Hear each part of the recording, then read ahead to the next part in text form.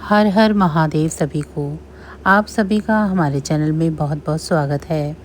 क्या आपने कभी सोचा है कि हर साल शरद ऋतु में पूरे देश भर में नवरात्रि मनाई जाती है? आखिर इसके पीछे का क्या कारण है और किसने इसकी शुरुआत की? और सबसे बड़ा सवाल तो यह है कि क्यों इसे सिर्फ 9 दिनों के लिए मनाया जाता है? आखिर इसके पीछे क्या रहस्य है? हर साल भारत में सितंबर-अक्टूबर के महीने में शारदीय नवरात्रि मनाई जाती है, लेकिन ज़्यादातर लोगों को यह पता नहीं है कि आखिर हम नवरात्रि क्यों मनाते हैं। हर साल 9 दिनों तक चलने वाली यह नवरात्रि माँ दुर्गा और उनके 9 रूपों को समर्पित है। पर आखिर कौन-कौन से हैं ये 9 रूप और क्यों इनकी पूजा की जाती है?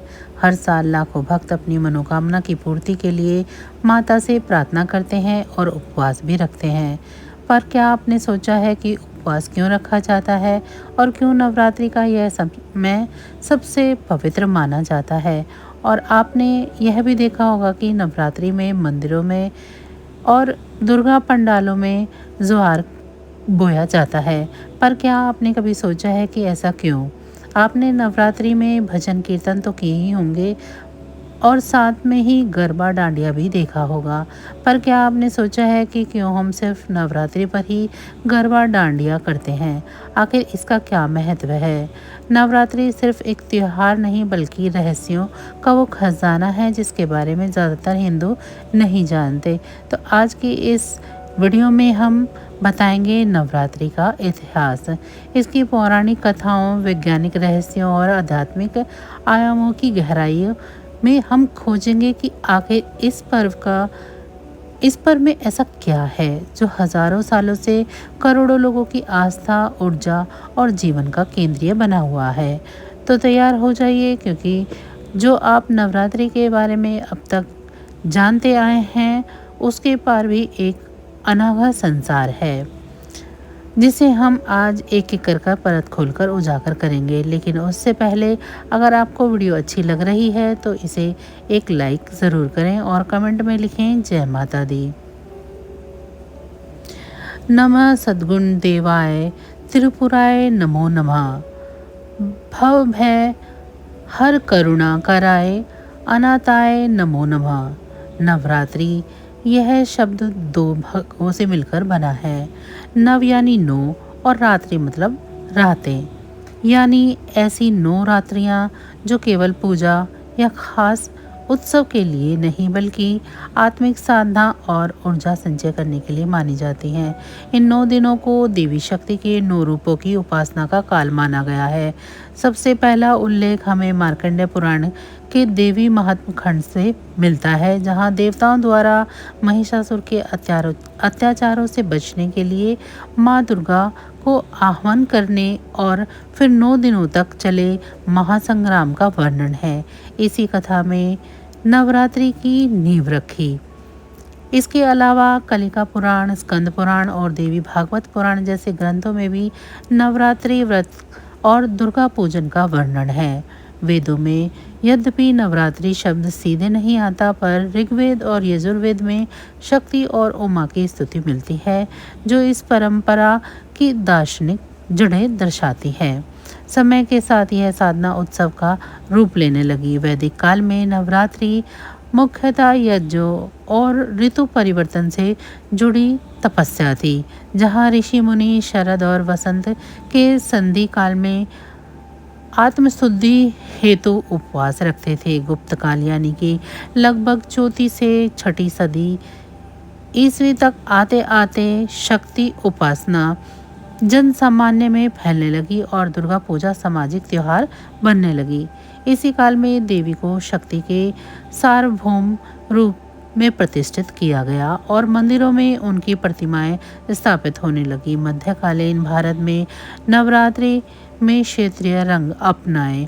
उत्तर भारत में इसे रामलीला और विजयदशमी से जोड़ा गया, जहां राम के रावण वध को धर्म की विजय का प्रतीक माना गया। दक्षिण भारत में इस दौरान गोलू या बोमई कोलू की परंपरा विकसित हुई, जिसमें देवी देवताओं की मूर्तियां घरों में सजाकर रखी जाती हैं।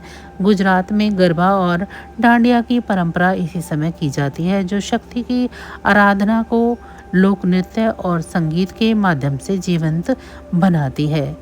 यह सभी परंपराएं एक ही मूल भावना देवी की शक्ति का उत्सव से जुड़ी हैं, लेकिन अपने अपने सांस्कृतिक रंगों में ढली हुई है। बंगाल में दुर्गा पूजा का उत्कर्ष 16वीं से 17वीं सदी के दौरान हुआ, जब नवाबों और जमींदारों ने सार्वजनिक दुर्गा पूजा का आयोजन शुरू किया। पहले ये पूजा केवल बड़े घरानों में होती थी, लेकिन ब्रिटिश काल में 18वीं से 9वीं सदी में बारो यारी पूजा की परंपरा शुरू हुई, जहां 12 या अधिक लोग मिलकर सामूहिक रूप से भव्य दुर्गा पंडाल सजाते थे। धीरे धीरे यह आम जनता का त्योहार बन गया और आज कोलकाता की दुर्गा पूजा विश्व प्रसिद्ध है, जिसे यूनेस्को ने भी इंटेलिजिबल कल्चर हेरिटेज घोषित किया है। इस तरह देखा जाए तो नवरात्रि केवल एक धार्मिक पर्व नहीं, बल्कि हजारों वर्षों की सांस्कृतिक यात्रा है, जो वेदों की मंत्र ध्वनि से शुरू होकर आज भव्य झांकियों, गरबा मंडलियों और कोलकाता के पंडालों तक पहुंचती है। हर युग ने इसे अपने रंग दिए, पर इसकी आत्मा देवी शक्ति की आराधना आज भी वैसी ही जीवित है जैसे हजारों साल पहले थी।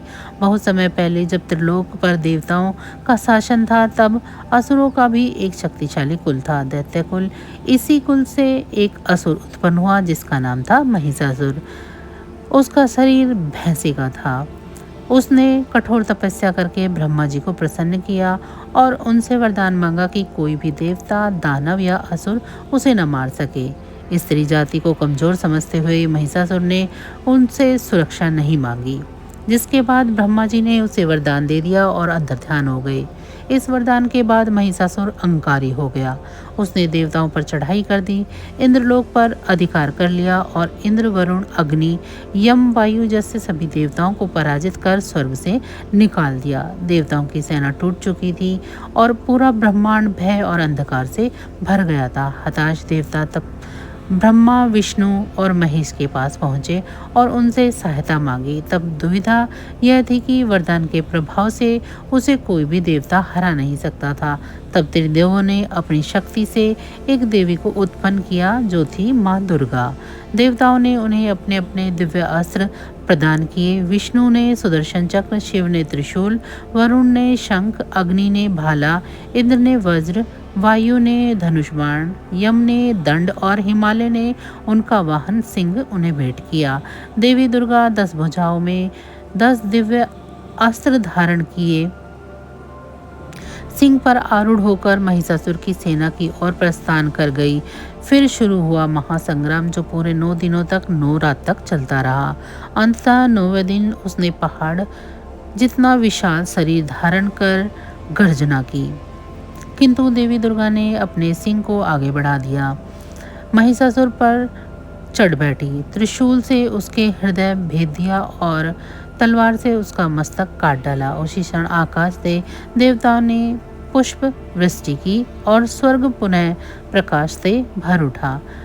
नवरात्रि के 9 दिन दरअसल महिषासुर के साथ चली 9 दिन की उस युद्ध गाथा का प्रतीक है, जिसमें हर दिन देवी ने अपने एक रूप से बुराई का अंत किया। इसलिए आज भी नवरात्रि में नवदुर्गा की आराधना की जाती है और दशहरे के दिन बुराई के प्रतीक रावण का दहन कर विजय का उत्सव मनाया जाता है। जब देवी दुर्गा महिषासुर का वध करने के लिए प्रकट हुई थी, तब उन्होंने एक ही रूप में नहीं, बल्कि अपने नव रूपों में धीरे धीरे प्रकट होकर उस युद्ध में विजय पाई थी। यही कारण है कि नवरात्रि को नवरात्रियों का पर्व कहा जाता है, जिसमें हर दिन देवी की एक विशेष रूप से पूजा होती है।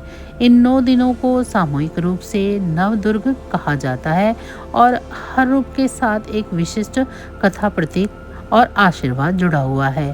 पहले दिन शैलपुत्री पर्वतराज हिमालय की पुत्री, जो शक्ति की जड़ और स्थिरता का प्रतीक है, वे बैल पर सवार होती हैं और हाथ में त्रिशूल धारण करती हैं।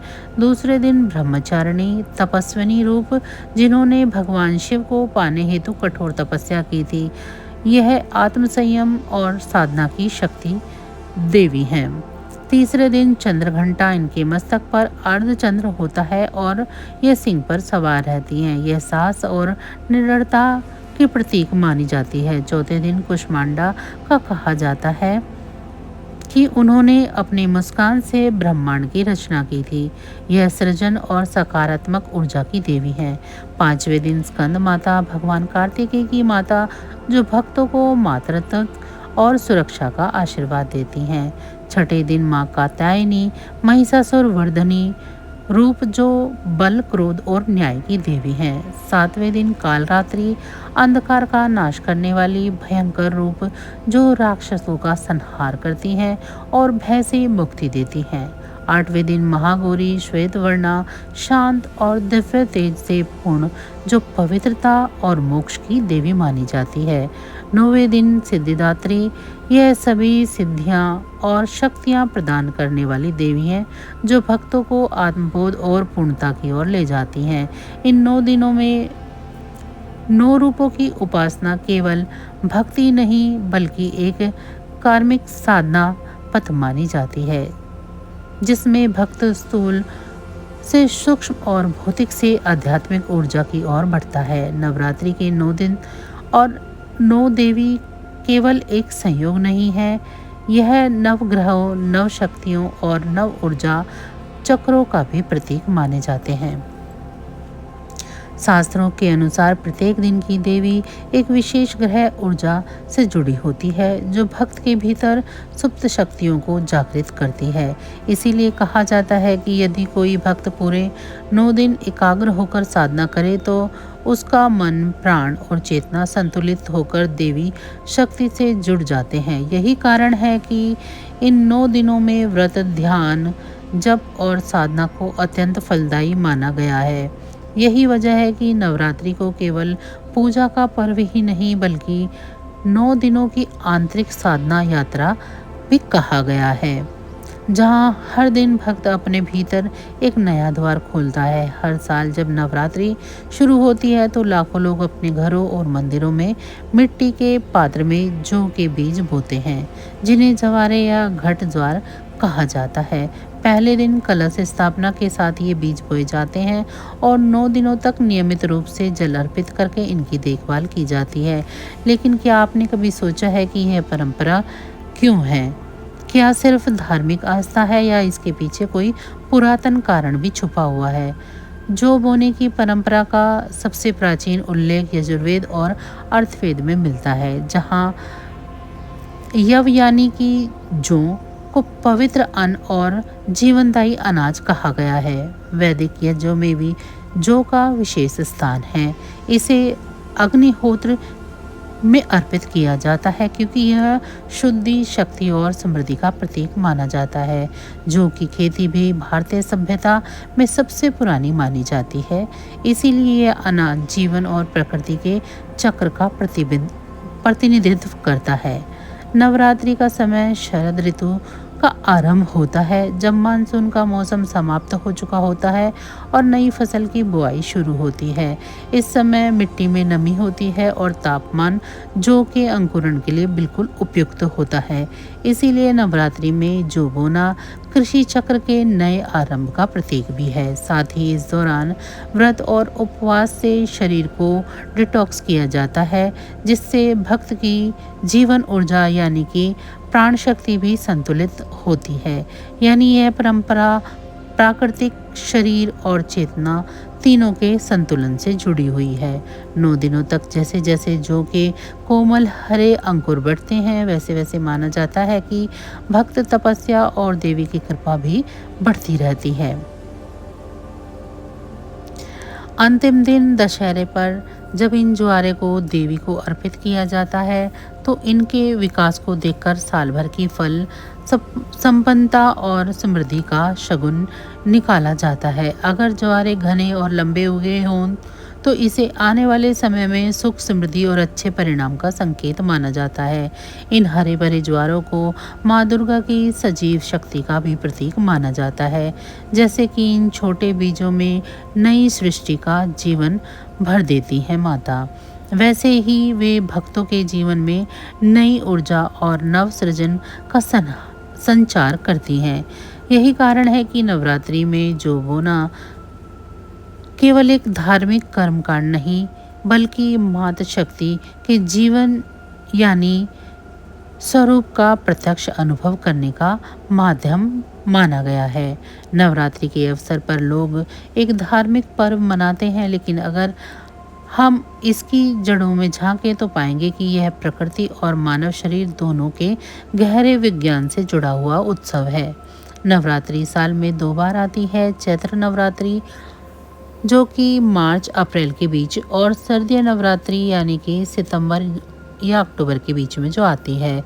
यह दोनों ही काल ऋतु परिवर्तन के संध्याल होते हैं, जब एक मौसम समाप्त होता है और दूसरा प्रारंभ होता है तो प्रकृति के साथ साथ हमारे शरीर की जीवन प्रणाली भी बदलती है। आयुर्वेद के अनुसार इस समय शरीर की रोग प्रतिरोधक क्षमता यानी इम्यूनिटी सबसे कमज़ोर होती है। इसीलिए शरीर को शुद्ध करने और पुनः संतुलित करने का आदर्श समय माना गया है। यही कारण है कि इन दिनों उपवास और सात्विक आहार का विशेष महत्व बताया गया है। जब हम भारी तेलीय और मसालेदार भोजन से परहेज करके हल्का और पौष्टिक आहार लेते हैं तो हमारा मेटाबॉलिज्म रीसेट होता है, पाचन तंत्र को आराम मिलता है और शरीर में जमा विषैले तत्व यानी कि टॉक्सिन्स बाहर निकलने लगते हैं। आधुनिक विज्ञान की मान्यता है कि इंटरमिटेंट फास्टिंग और कैलोरी से शरीर में ऑक्सीटोसिन ऑटोलॉक्स नाम की प्रक्रिया सक्रिय होती है जो क्षतिग्रस्त कोशिकाओं को साफ कर नई कोशिकाओं का निर्माण करती है। इस प्रकार नवरात्रि का उपवास केवल धार्मिक कर्तव्य नहीं बल्कि एक प्राकृतिक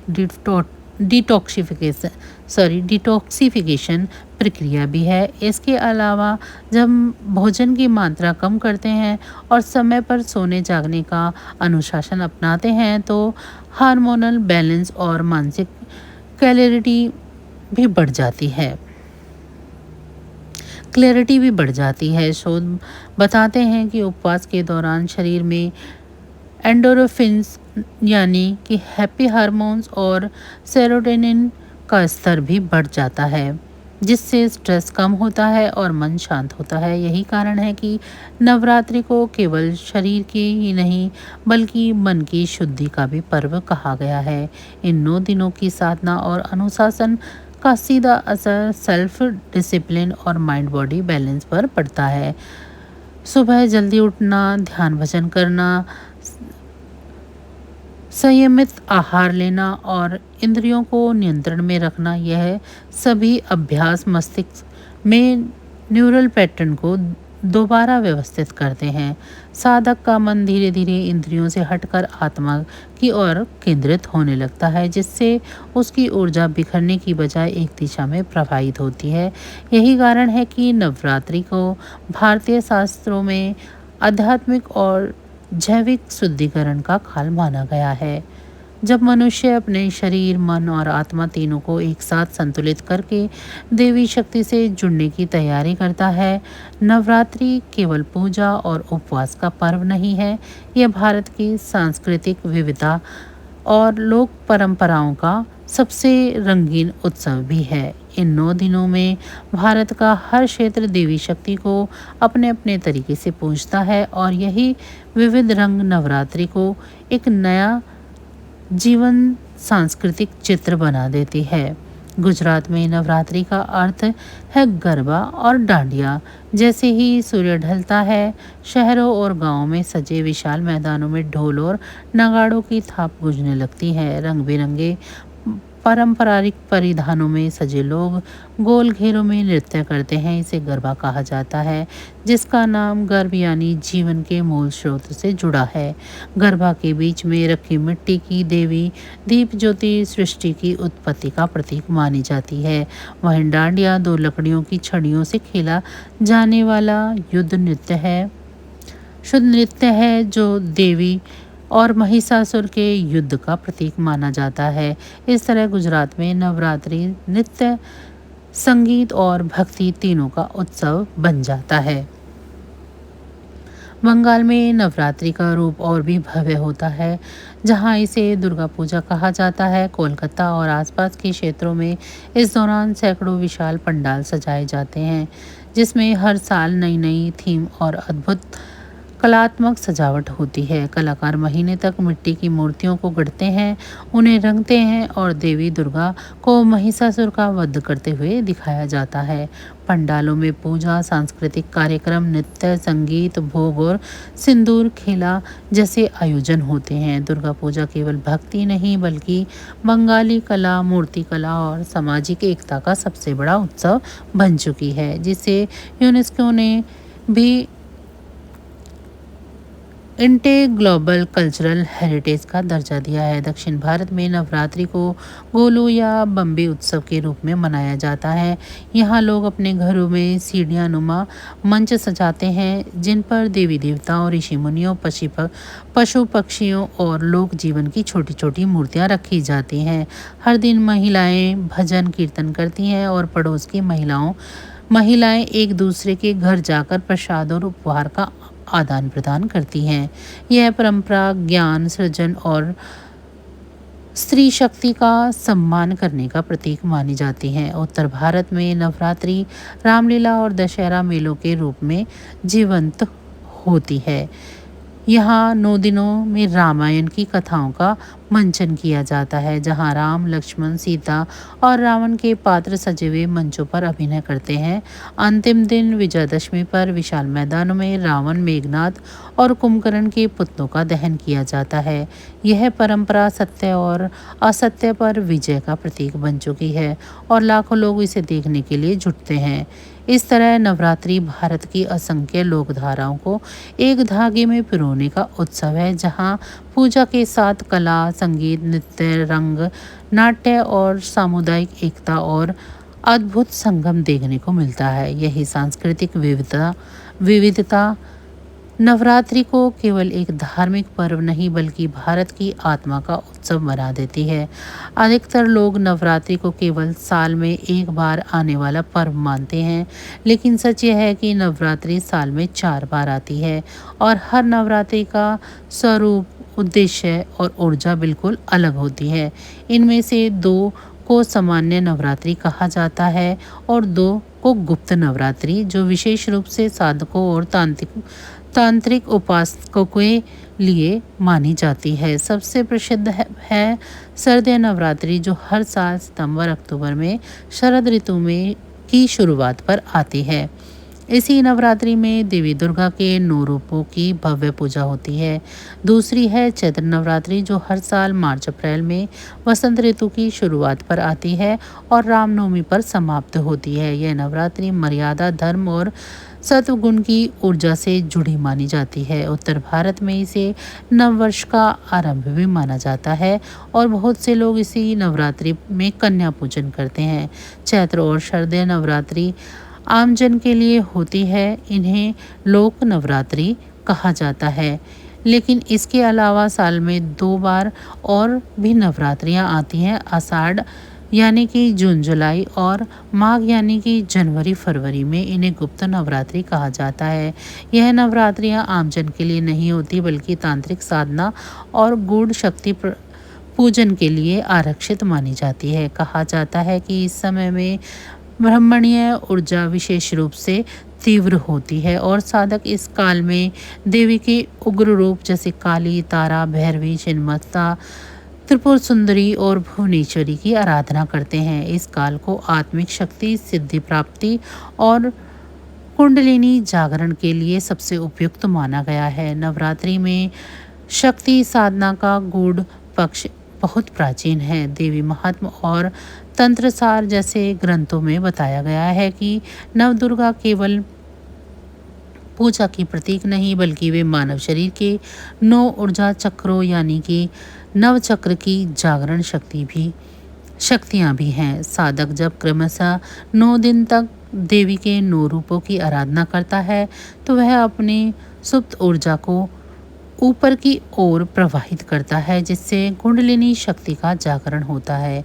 यही कारण है कि गुप्त नवरात्रि के दौरान बहुत से साधक एकांत में रहकर मौन व्रत, जप, हवन और ध्यान जैसी विधियां से साधना करते हैं।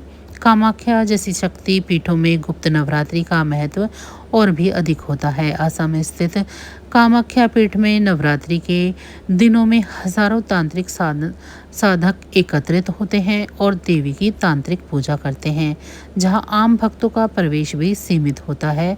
यहाँ की मान्यता है कि नवरात्रि के 9 दिनों में स्वयं देवी की ऊर्जा जागृत होकर संपूर्ण स्थल की साधना के लिए जीवंत कर देती है। इस प्रकार नवरात्रि केवल भक्ति और उत्सव का पर्व नहीं है, बल्कि इसके भीतर आध्यात्मिक, ऊर्जात्मक और तांत्रिक परंपराओं की गहरी परतें भी छुपी हैं। सर्दी और चैत्र नवरात्रि जहां भारी जीवन में शक्ति और अनुशासन जगाने के लिए होती है, वहीं आषाढ़ और माघ गुप्त नवरात्रि आत्मिक ऊर्जा को जगाकर साधक को स्वयं देवी रूप बनने की यात्रा पर ले जाती है। समय बदल चुका है, पर नवरात्रि का आकर्षण आज भी उतना ही प्रखर है जितना सदियों पहले था। आज जब दुनिया डिजिटल युग में प्रवेश कर चुकी है, तब भी करोड़ों लोग नवरात्रि के 9 दिन श्रद्धा और अनुशासन के साथ बिताते हैं। अब बहुत से मंदिरों में ऑनलाइन यात्रा पंजीकरण और डिजिटल आरती प्रसारण शुरू कर दिए गए हैं, जिससे लाखों भक्त घर बैठे ही माता के दर्शन कर पाते हैं।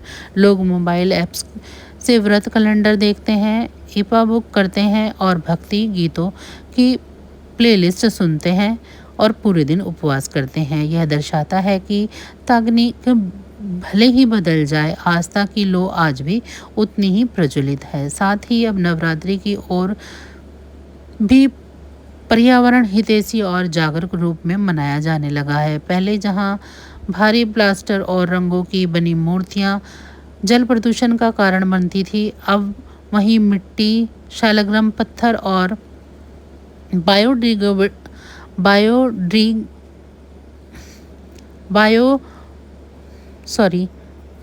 सामग्री से बनी मूर्तियां अधिक लोकप्रिय हो रही हैं। पंडालों में बिजली की जगह सौर ऊर्जा से रोशनी और प्लास्टिक की जगह पत्तों से बने दोने पत्तल का उपयोग किया जा रहा है। यह दर्शाता है कि भक्ति और पर्यावरण संरक्षण साथ साथ चल सकते हैं।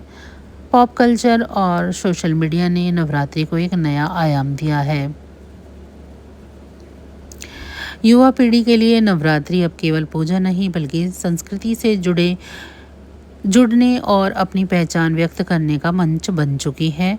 और यह केवल भारत तक सीमित नहीं है। प्रवासी भारतीय दुनिया के हर एक कोने में नवरात्रि का भव्य आयोजन करते हैं। अमेरिका, ब्रिटेन, ऑस्ट्रेलिया, खाड़ी देशों और अफ्रीका तक भी भारतीय समुदाय गरबा नाइट्स, दुर्गा पूजा और रामलीला आयोजित करते हैं। यह दर्शाता है कि नवरात्रि केवल एक धार्मिक त्योहार नहीं बल्कि भारत की सांस्कृतिक आत्मा का वैश्विक उत्सव बन चुकी है। लेकिन इन आधुनिक रंगों के बीच भी नवरात्रि का मूल संदेश आज भी वही है, शक्ति की उपासना। देवी दुर्गा केवल महिषासुर मर्दिनी नहीं बल्कि स्त्री शक्ति के उस सशक्त स्वरूप का प्रतीक है जो सृष्टि को जन्म देती है और उसकी रक्षा भी करती है। यही पर्व हमें याद दिलाता है कि जिस समाज में स्त्री का सम्मान होता है वहीं समाज सृजनशील और प्रगतिशील बनता है। नवरात्रि की 9 रातें आत्म साधना की यात्रा मानी जाती है, जब साधक अपनी इंद्रियों पर नियंत्रण कर अपने भीतर के अंधकार को परास्त कर आत्मबोध की ज्योति तक पहुंच पाता है। और 10वें दिन विजयादशमी पर हम रावण दहन के साथ यह संदेश दोहराते हैं कि असत्य चाहे कितना भी शक्तिशाली लगे, अंततः सत्य की विजय होती है। तो बस आज की जानकारी इतनी ही थी। फिर मिलेंगे हम आपको ऐसी ही किसी अन्य जानकारी के साथ अगली वीडियो में। तब तक अगर आप सभी को हमारी जानकारी अच्छी लगी है तो वीडियो को लाइक करें। चैनल को अभी तक सब्सक्राइब नहीं किया है तो चैनल को सब्सक्राइब कर लें और कमेंट बॉक्स में जय माँ दुर्गा ज़रूर लिखें।